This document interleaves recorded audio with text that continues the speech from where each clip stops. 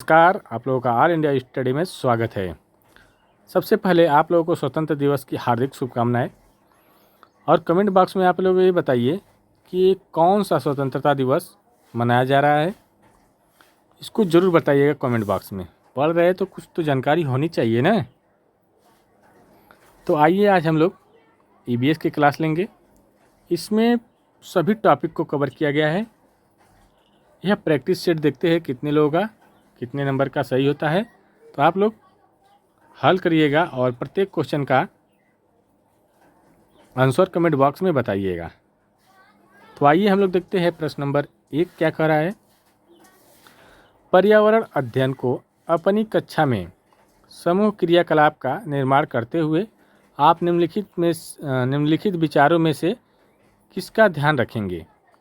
तो देखिए option number 1 है बच्चों की रुचियों का ध्यान।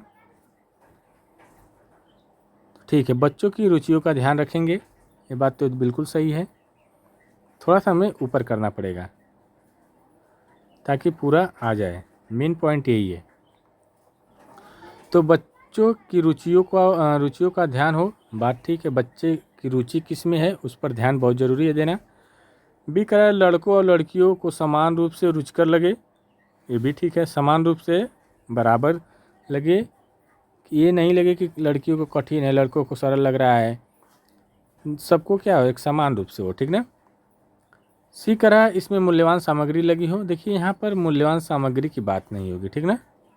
और डी कह रहा है सभी धार्मिक और सांस्कृतिक पृष्ठभूमि के बच्चों को रुचिकर लगे। चाहे किसी भी धर्म का हो या किसी भी पृष्ठभूमि से आया हो, चाहे वह हिंदी वाला हो या भोजपुरी वाला हो या अवधी वाला हो, कोई भी हो, सबको क्या लगे, रुचिकर लगे।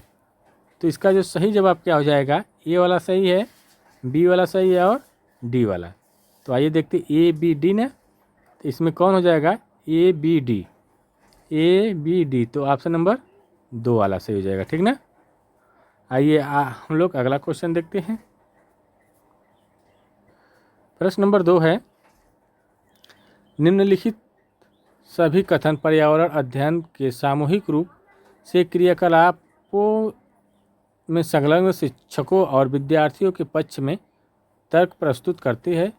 केवल एक कथन को छोड़कर वह कथन कौन सा है। कह रहा है कि जो कथन लिखा हुआ है, अभी मैं ऊपर करूँगा, कुछ दिख रहा होगा कुछ नहीं दिख रहा होगा, तो थोड़ा क्वेश्चन बड़े बड़े हैं तो इसकी वजह से, ठीक ना। तो इसमें कह रहा है कि सामूहिक रूप से जो क्रियाकलापों में संलग्न शिक्षकों और विद्यार्थियों के पक्ष में तर्क प्रस्तुत करते हैं, मतलब शिक्षक के और विद्यार्थी दोनों के पक्ष में हो। केवल एक ऑप्शन जो होगा वह दोनों के पक्ष में नहीं होगा। तो आइए देखते हैं चारों ऑप्शन। तो ऑप्शन 1 है बच्चे परस्पर सामंजस्य और सहयोग करना सीखते हैं। ठीक है, बच्चे क्या करते हैं, हमेशा एक दूसरे का सहयोग करना सीखते हैं, ये बात तो ठीक है। बी कह रहा है बच्चे दूसरे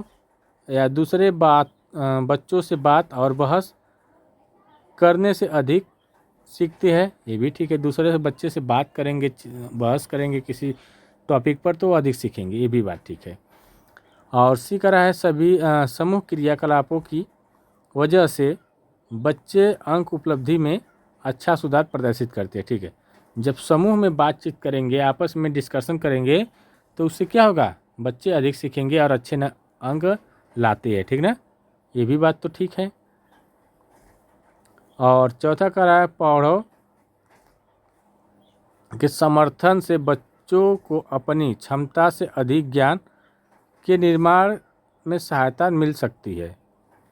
ये बात नहीं है, यहाँ पौधों की बात नहीं है। अगर मान लीजिए बूढ़े लोग बच्चों की समर्थन करे किसी चीज़ का, तो उससे क्या उसको अधिक ज्ञान प्राप्त होगा? नहीं, वो बच्चा जब बोलेगा नहीं, करेगा नहीं, तो उसको कैसे ज्ञान प्राप्त होगा? तो ये बात बिल्कुल गलत है, ठीक ना।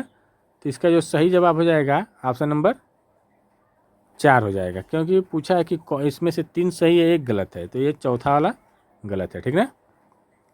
आइए हम लोग प्रश्न नंबर अगला देख लेते हैं।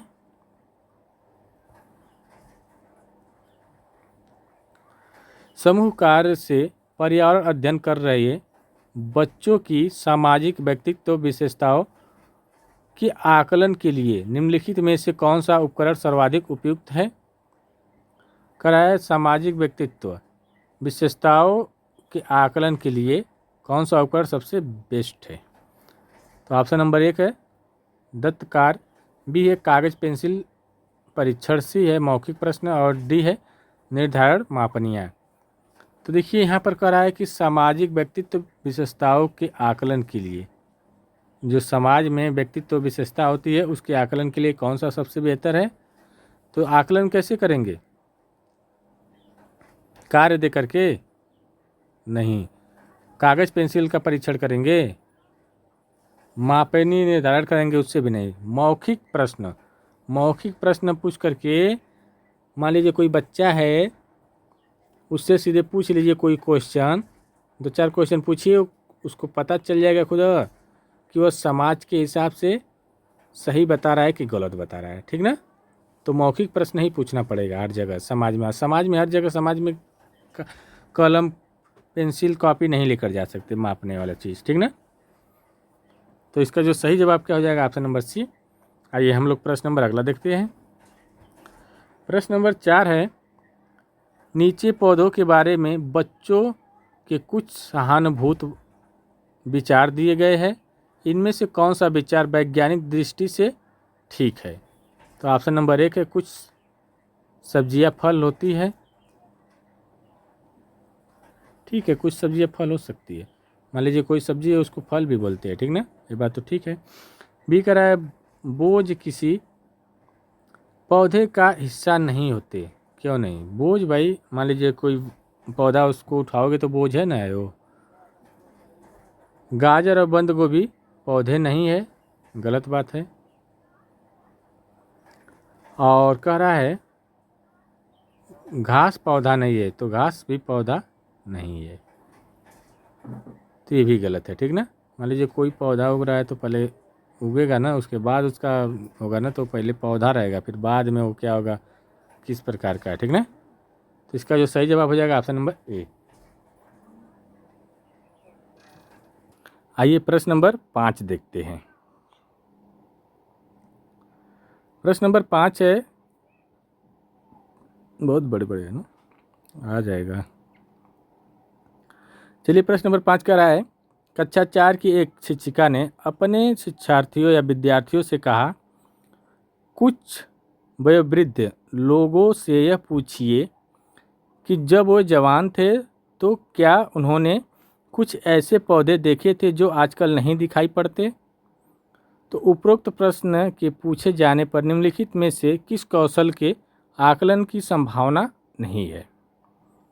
तो जब मान लीजिए बड़े बुजुर्ग से पूछा जाएगा कोई बात, तो इसका मतलब है कि वहाँ पर चर्चा होगी, ठीक ना, और अभिव्यक्ति मतलब बातचीत होगी, प्रश्न पूछेंगे कि अच्छा कैसा था कैसा नहीं था, तो उस हिसाब से क्या हो जाएगा, ये भी होगा, चर्चा भी होगी, अभिव्यक्ति भी होगी, प्रश्न भी पूछा जाएगा, लेकिन प्रयोग नहीं, वहाँ पर प्रयोग की बात नहीं है, ठीक ना। वो प्रयोग कैसे करोगे? मान लीजिए कोई पौधा पुराने ज़माने में देखा है अब नहीं है, तो उसका प्रयोग कैसे करोगे? नहीं कर पाओगे ना। तो ऑप्शन 4 वाला सही हो जाएगा। अगला क्वेश्चन देखेंगे, एक शिक्षक प्रत्येक बच्चे को अपने घरों की रद्दी सामग्री से कुछ उपयोगी वस्तु बनाने को कहता है, शिक्षक का शैक्षिक अभिप्राय नहीं है। तो ऑप्शन नंबर 1 है कूड़े से बनी श्रेष्ठ वस्तुओं की प्रदर्शनी आयोजित करना, बी है कक्षा के श्रेष्ठ विद्यार्थियों के बारे में निर्णय करना, और सी है बच्चों में सृजनशीलता का विकास करना, और डी वाला मतलब चौथा ऑप्शन है बच्चों को पुनस्करण, पुनः प्रयोग और रूपांतरण को समझने देना। तो कह रहा है कि एक शिक्षक प्रत्येक बच्चे को अपने घरों की रद्दी सामग्री से कुछ उपयोग या उपयोगी वस्तु बनाने के लिए कहता है। तो शिक्षक का अभिप्राय क्या है? तो कूड़े से बनी वो श्रेष्ठ वस्तुओं को प्रदर्शित या प्रदर्शनी आयोजित करना, यहाँ प्रदर्शनी है कि बात ही नहीं है। बी है कक्षा का श्रेष्ठ विद्यार्थी के बारे में निर्णय करना। तो ठीक है, कक्षा के सबसे यहाँ पर क्या कह रहा है, नहीं कर रहा है ना, तो तो ये बात तो कर ही सकते हो, मान लीजिए सर्वश्रेष्ठ प्रदर्शनी लेकर आए हो, दिखाओ कि प्रदर्शन कैसा किए हो। और यहाँ पर कक्षा के श्रेष्ठ विद्यालय के विद्यार्थी के बारे में निर्णय, ये बिल्कुल गलत है, ठीक ना। ये सृजनात्मकशीलता का विकास होता है इससे, और ये भी होता है। तो ऑप्शन नंबर इसका बी करेक्ट हो जाएगा, दूसरा वाला, ठीक ना। प्रश्न नंबर हम लोग 7 देखेंगे।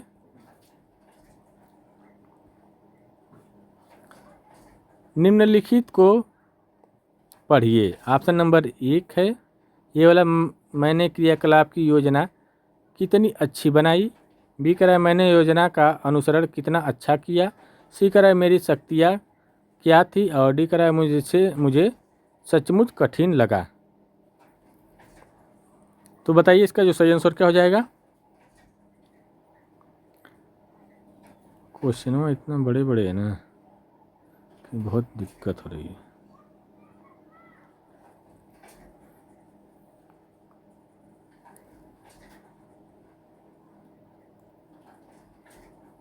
उपरोक्त में दिए गए 4 प्रश्नों की 4 प्रकार के प्रश्नों के उत्तरों से होगा। तो क्या होगा, बच्चे या बच्चों और शिक्षकों दोनों का स्व आकलन। ठीक है, पहला ही हो जाएगा, दोनों का आकलन हो रहा है, स्व आकलन हो रहा है, ठीक ना। आइए प्रश्न नंबर 8 देख लेते हैं। पर्यावरण अध्ययन की पाठ्य पुस्तक में प्रस्तुत भाषा। ऑप्शन नंबर 1 है परिभाषाओं पर बल देते हुए औपचारिक बनाई जानी चाहिए। बी है तकनीकी और औपचारिक होनी चाहिए। सी कह रहा है बच्चे की दिन प्रतिदिन की भाषा से संबंध होना चाहिए। और चौथा है सूखी और बच्चों के द्वारा समझने में कठिन होना चाहिए, ठीक ना, रूखी है, ठीक ना। तो आज तो पढ़ाने का उतना मन नहीं कर रहा है, तो यहीं पर वीडियो को समाप्त करते हैं। मन की बात नहीं है, थोड़ा काम है, इमरजेंसी है, तो इसलिए दिक्कत है, ठीक ना। इसका सही जवाब मैं बता दे रहा हूँ, तीसरा हो जाएगा। कल से डेली क्लास चलेगी। आज थोड़ा सा 15 अगस्त रहने की वजह से बहुत ज़्यादा थके हुए हैं, ठीक है।